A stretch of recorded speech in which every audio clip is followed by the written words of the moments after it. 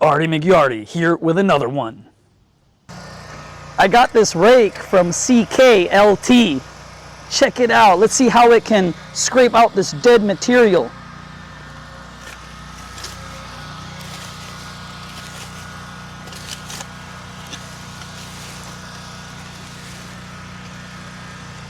And the mulch. Let's move this mulch out the way so we can plant a nice new flowering bush.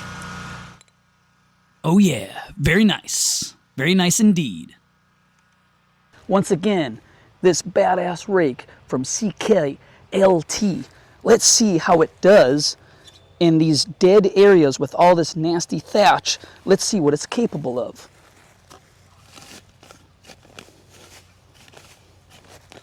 This would serve great for when I'm about to put in some more sod pod plugs.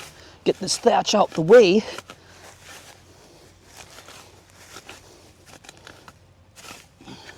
Yeah, I would say not bad at all. Look at all this dead material I just raked up.